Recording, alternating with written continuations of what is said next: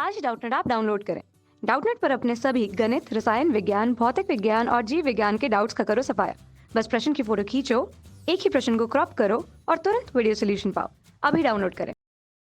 प्रश्न दिया हुआ है, जल के ऊपर छोड़ी गई तेल की बूंदें फैल जाती हैं, परंतु तेल में छोड़ी गई जल की बूंद सिकुड़कर गोल हो जाती है। दोनों के कारण हमें स्पष्ट करने हैं।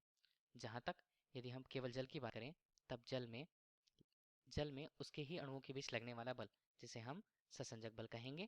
ससंजक बल का मान।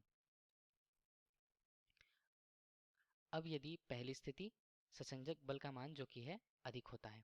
अब हम पहली स्थिति बोलें कि जल के ऊपर छोड़ी गई तेल की बूंदें फैल जाती हैं।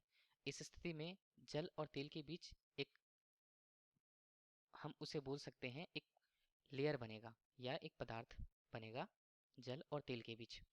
जहाँ जल के ऊपर, यहाँ हमने जल की सतह की कल्पना की है, यदि उस पर तेल को है कि जल के बीच, इस स्थिति में जहाँ जल के अणुओं के बीच केवल लगने वाला ससंजक बल का मान, ससंजक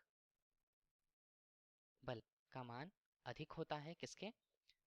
ससंजक बल जो है इसका मान अधिक होगा, बजाय उसके जहाँ तेल और जल मिलकर के जो आसंजक बल लगाते हैं एक दूसरे पर, आसंजक बल जो लगाते हैं एक दूसरे पर, उसके मान से।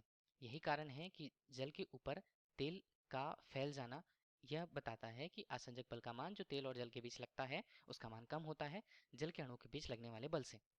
अब दूसरी स्थिति हमसे पूछी गई है कि परंतु तेल में छोड़ी गई। हम इसी स्थिति को बरकरार रखें, तब हमने क्या किया, यहाँ पर तेल को बनाया पहले।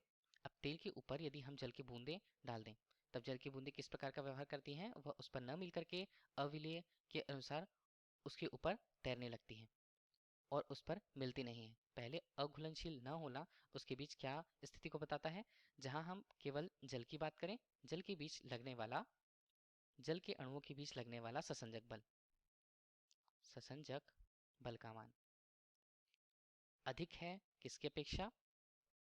तेल एवं जल के बीच, तेल एवं जल के बीच लगने वाले आसंजक बल से, आसंजक बल से। अब इन्हीं बलों में हम एक और स्थिति की चर्चा करते हैं।